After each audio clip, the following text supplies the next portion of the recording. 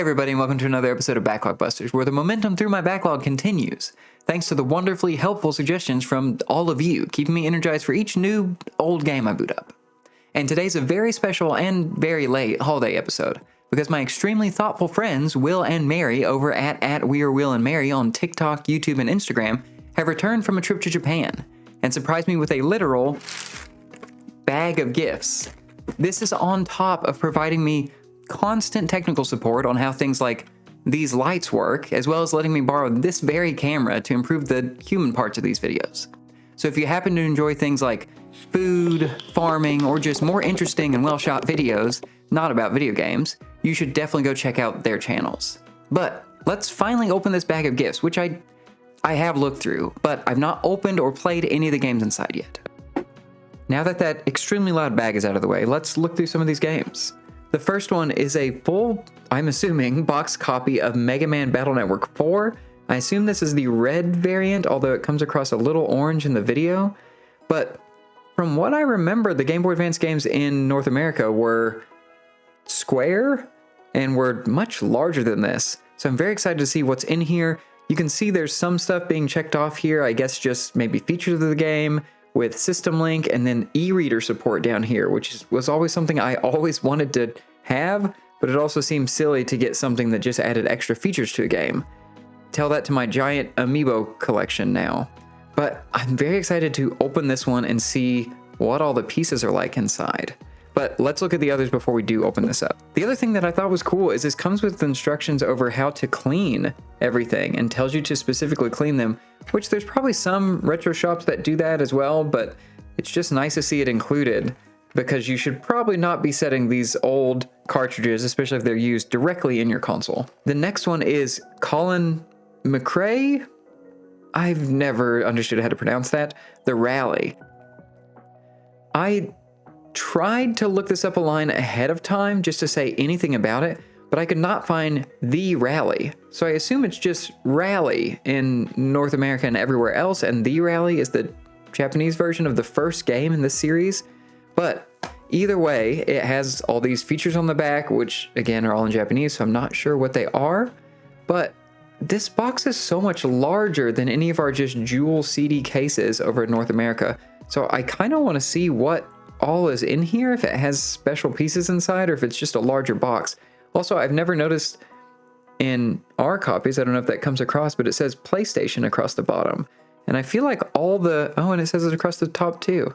I feel like all the copies in North America at least are just plain jewel CD cases with nothing fancy. So it's kind of cool to see a PlayStation specific box, unless all CDs are like this in Japan.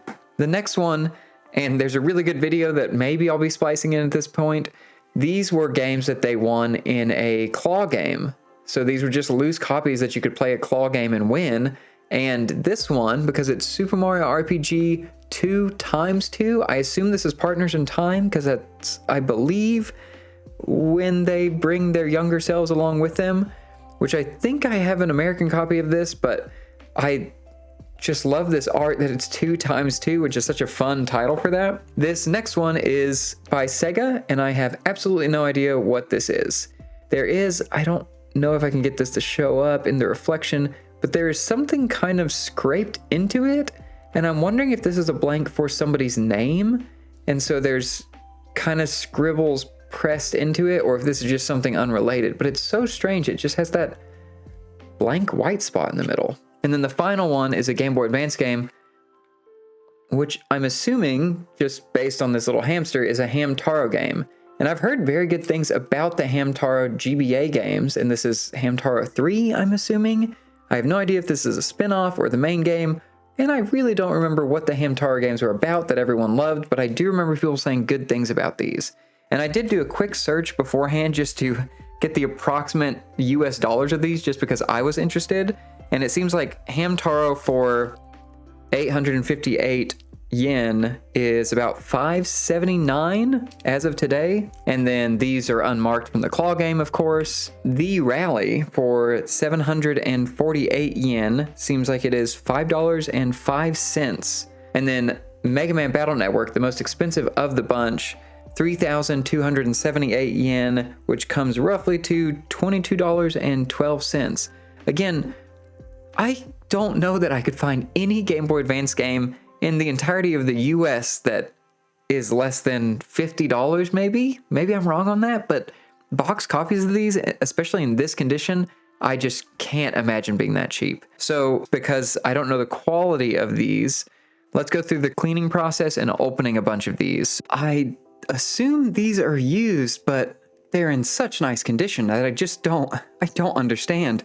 Which maybe these differently styled CD jewel cases hold up better than the ones we had in the US, because those things break all the time, and I cannot find many copies that are in good condition at all. So I'm going to try to be careful to open these up in a way that will not damage any of the covering. Okay, so here's the first game, the Rally. Oh, one sticker on the outside. We'll need some Goo Gone or something for that, unless they use nice stickers. I know this is gonna get really nitpicky in here, but these have rounded corners, which all the jewel cases are all sharp. It just feels like a real game case.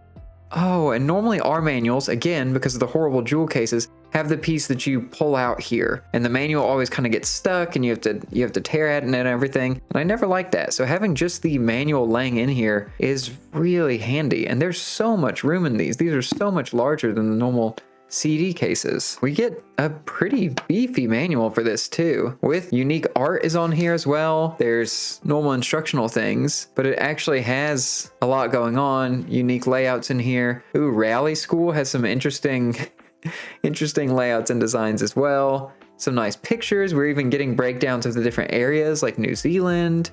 Oh, and different track designs as well. This is a pretty nice manual, and it just keeps going. It has a breakdown for each course. I do wonder, because rally racing, isn't it very specific about the turns you take and you have someone in the car narrating them? So I wonder if this is very important to have a map of it ahead of time to practice. But this is a very nice manual and extremely thick. Again, this wouldn't even fit in a jewel case CD. What did this manual look like for the US? I feel like either they had to do the double pack or they just didn't do that.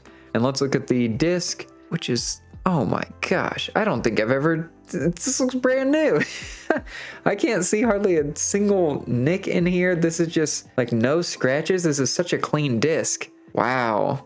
Also really nice art on the cover too. I'm a big fan of this and that shiny PlayStation logo, which now I'm second guessing if that's something on our discs or not. So very nice copy of the Rally. And let's open up Mega Man.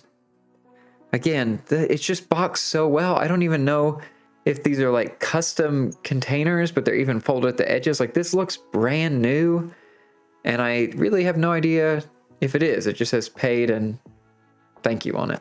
So let's try to open this very carefully, just like the other one. That is such a nice copy. And there's like a teeny bit of, and that might have even been from just sitting in the bag, like a tiny bit of denting. It honestly looks like it's never been opened because there's no denting around the edge to where you'd have to pry into it that I can tell. Maybe it's just set in this box for long enough that it has righted itself. I remember the cardboard inserts from the Game Boy Advance games here, and this looks very similar with it in this little slot. And I just really wish the Game Boy Advance had plastic cases, because everyone I knew and myself at one point had to throw these inserts away just because my closet was getting full. So I really wish they had actual cases that lasted. Okay, so we've got that instruction on how to clean, which again is very helpful. Oh, and it's a Club Nintendo insert. If somebody wants to redeem that code for this thing that's probably ended, that's fun. But yeah, they actually told you how to clean the cartridges. I don't remember seeing anything in North America telling you how to clean these or what to do. And then we have what appears to be some type of registration card, maybe for, yeah, Capcom Co.jp. This would be to register this game. Again, all these, oh, I dropped it. All these used to be in good condition. And then a little vertical manual, which again, this was one of the main reasons I was drawn to the series. The art in the series, I just feel is so good. I really love the art. Even the back of it here is so nice looking. Seeing these vertical manuals is interesting too, because I've not seen that before. I also remember them selling toy versions of these pet terminals that I've seen, and I very much want one of those. This is a great manual. This is a manual that I would have pored over at school for days and hours, probably just tracing a lot of this art and trying to draw it myself. Back then, they weren't releasing like a bunch of art books, at least in the US, so having access to this even the breakdown of the different armor types, that's so cool. This was something that I had noticed in the later games, that you can kind of customize what software is on your pet or it's on its memory, which seems really interesting. So I'm excited to play more into this series and see kind of what new additions they add. Such a cool manual. That's awesome. Okay, let's set the Game Boy Advance stuff to the side for a second and open Hamtaro just to see what condition this is in. There we go. Possibly Hamtaro 3. That hamster sure seems to have a diaper on. I don't really know much about the Hamtaro games, so this will be interesting. But even the back of these cartridges is not nearly as scratched up. That artwork is in such good condition. This is very cool to see. So let's go into the cleaning process that it told us how to do. The first thing I'm going to do is deal with these Game Boy Advance games. And this is not an ad for iFixit or anything like that, but it is the tool set I use just because it came with a bunch of bits that would be useful. So you need that to get into them, but once you have one of these are all really easy to get into. It is very useful that you open these up and clean all of them just in case, because this hardware and your system is all very old and you don't want to put something in that's going to mess up your Game Boy itself. So this looks extremely clean in here. And in case it wasn't clear, all of these have a little notch in the side. So they kind of fit together and notch together right on the side and slide in, and they slide together as a piece. They slide down and open up. Really easy to get into. Just one of these. You can strip the plastic, or just that can get really loose in there. But the game just pops out and then we can go in and clean it. So normally what I'm doing with the cleaning process, I get this isopropyl alcohol and then Q-tips and use these to clean everything up. I also have a toothbrush that I'll use for some hard to reach areas and a scraper for Goo Gone type of stuff. But honestly, some Q-tips, some paper towels, and occasionally I'll use these 1-Up cards that help scrub stuff, but it really does about the same thing as a Q-tip with maybe a little extra scrub. And all I really do is I get a little bit of isopropyl alcohol on the side here. I don't really care if it drips, and it does drip most of the time. And I just want to go in and clean all these bits. So sometimes there's dust and stuff on the top. Really, the top here doesn't seem to have many issues. I just do it just to clean it up. And then I've had this writing come off occasionally. So I usually just do a very soft roll just to try to clean any bits off that I can. It's not super necessary. I haven't seen a bunch of videos talk about cleaning the outside, but I usually do and just scrub it a little bit just to try to clean it up. So maybe I don't have to go in here anytime in the future and clean things up. And again, I'm just looking for any grime on this, but there's really nothing. Let's get another light here just so you can see this a little better. So yeah, I'm just kind of scrubbing these bits down. I don't know if that picks up on mic. It probably does. I'm really just trying to clean these. These are in such good condition. There really isn't much that needs to be done, but I'm just doing it anyways just in case. And then for these other pieces, I'll put a paper towel down or something just so I don't get anything on the artwork where it can discolor it. If there's any grime or something in the bits here, this is when you can get that out. I just think about how many people's hands have been on these and it grosses me out a little bit. So I just try to clean it as much as I can. At most, if there is something on the artwork, I will extremely, extremely lightly run a Q-tip over here, but I'm not scrubbing because I don't want to ruin anything.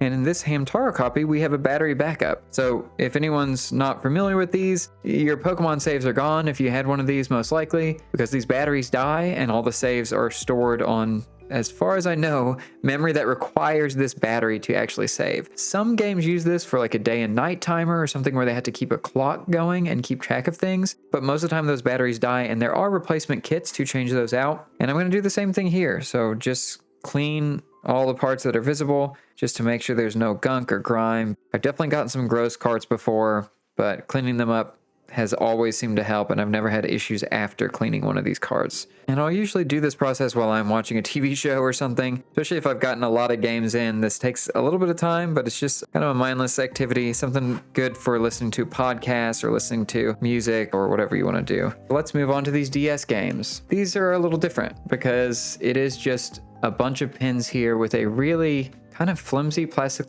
divider in the middle here. And there's also usually a code of some sort right under where it says patent pending. I don't know if that's some serial number. Maybe somebody can tell me what that is. Sometimes that will come off if you use isopropyl alcohol because it seems to be printed onto the side here. So for DS cartridges, I'm just trying to clean all the places that can be, and usually I will leave a space for whatever that little code is. If I kind of run this over the little gills, it doesn't do anything. I can't get anything down in there. So I use a slightly different method for those that I'll show in a second.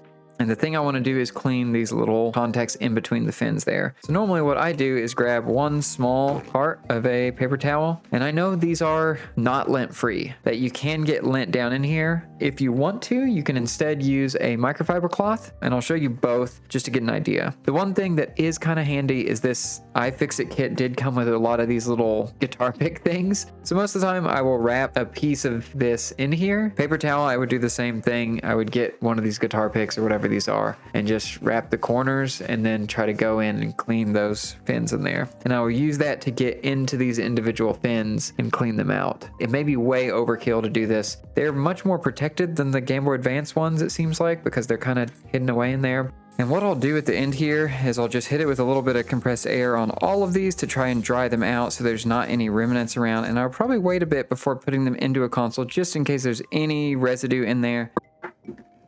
The games have been played, and oh boy, do I have impressions. Let's start with the most familiar, Mario RPG 2, or maybe 2x2, either way. It's double the brothers as Mario and Luigi are joined by Mario and Luigi as children, as the boys that were canonically dropped off by storks in Yoshi's Island raise themselves in a turn-based RPG with that oh so satisfying ability to time your button presses for more damage on enemies and less damage on yourself.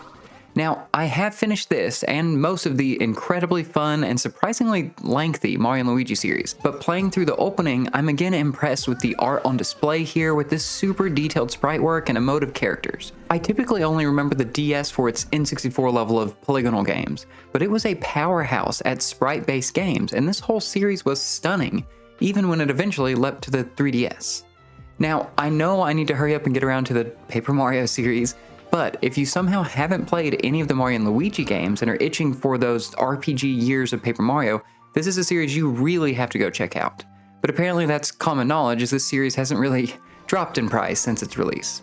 While the animations in Mario & Luigi gave me the gist of the story and gameplay right up front, maybe partially because I played that opening before, this next game did the opposite. I was bombarded with so much text that not only did Google Image Translate not stand a chance, but neither did my arm, which quickly grew tired of holding my phone up as I tried to read all of this text. This game is most likely Kochu Oja Mushi King Greatest Champion Ino Michi DS, which my physical game tracking app doesn't even know exists. But it does list the GBA game, which according to the Nintendo Wiki on Fandom, is a updated version of the Game Boy Advance game, Kochu Oja Mushi King Greatest Champion Ino Michi. And this game left me lost and mashing A through conversations. I was able to scroll through my collection of one single beetle card on the bottom screen, which seems to represent the real living beetles that you use to fight other beetles that your friends have. And Wikipedia tells me this game is known as King of Beetles or Battle of the Beetles outside of Japan, so that tracks. But I guess I've been underestimating the dexterity of these bugs because they can easily pick up, pulverize, and launch other beetles through the sky, especially after they've powered up. Did I ever truly know which beetle was mine? Yeah, mine was the one on its back. Did I ever learn how to attack?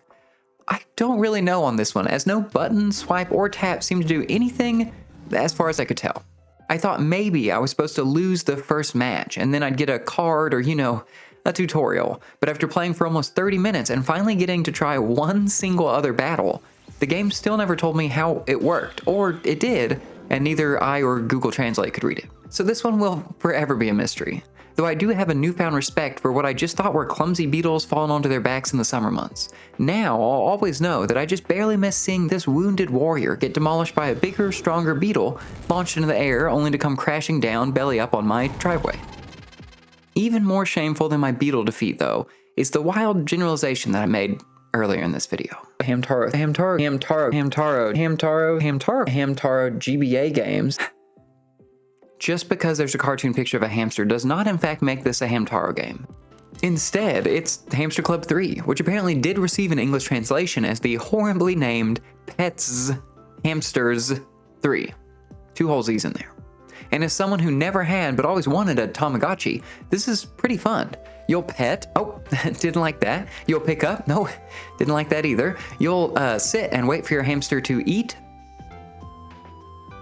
then clean up the whole cage when it pees everywhere. Then maybe, if it's in a good mood, you can set it in the hamster wheel. All the animations are cute, and I was immediately invested in this hamster.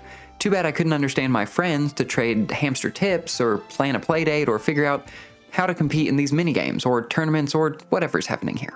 I couldn't figure out how to buy special food or anything from the store either, so I just had to quit purely because of a lack of options. But this is by far the closest I'll ever come to picking up any game in the Petz series, because I kind of want to see more of this little animated hamster that turns into a perfectly round dinner roll when it sleeps, though I could do without the massive yawn that's a little horrific to witness. The next game, Mega Man Battle Network 4 Red Sun, on top of its incredibly well-kept original box, brings another joy. The most interesting time capsule that a used game can offer, an in-progress save file, which at 46 hours of playtime has me deep in the net and dying several times. There is a lot of text in these games, but next to none in battles, so I relied on the great-looking battle chip art that even features a cameo from Mega Man Zero. But as with the first game, learning enemy patterns is a big part of the combat here, and I'm being bombarded with brand new enemies, cards, grassy tiles that I don't know what they do, special fusions or armors that I can equip. There is so much more going on in here than the first game that it just reminds me that I need to get back to this series to see how it progresses. Now, I finally get to talk about the game that impressed me the most out of this whole bag. Colin McRae The Rally, or just Rally everywhere else but Japan, but you gotta love the added emphasis there. Now, I've played a little bit of Dirt Rally and its sequel purely because I wanted to try them in VR, but I had no idea that the Dirt series is just a continuation of the Colin McRae series, whose name is still attached for the first 2 Dirt games and then 3 just dropped it. Which, maybe these games weren't as popular as the Tony Hawk series, but it would feel blasphemous if they just dropped Tony's name and released Pro Skater 3. So, Colin, I'm sorry they did this to you. But the first entry in the Rally series is one of, if not the most impressive PS1 game I've ever played. It is surprisingly detailed and feels great to play with your car sliding across different terrain types with convincing physics. Full voiceover as each turn is called out to you. An interface that shows how fast you're completing each leg of the track. Even the individual trees can bump into you, even if, sure, there is a flat wall of woods on the edge of the track. But the detail on the track doesn't feel like a few simple polygonal bumps.